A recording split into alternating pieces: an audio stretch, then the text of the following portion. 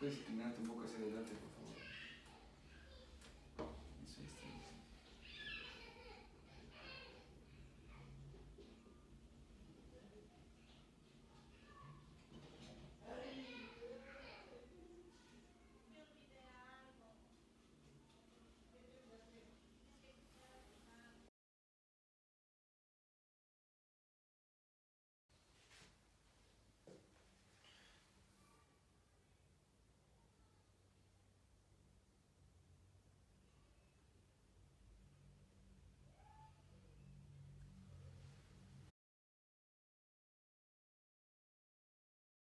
A ver, ahora puedes levantar los brazos así y las piernas también.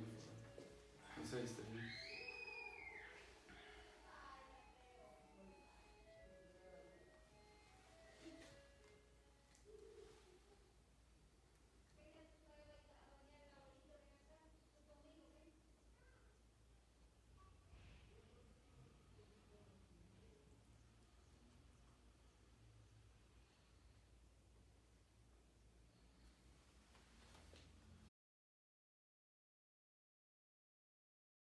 Y ahora ponte recto y inspira lo más que puedes, sin soltar el aire.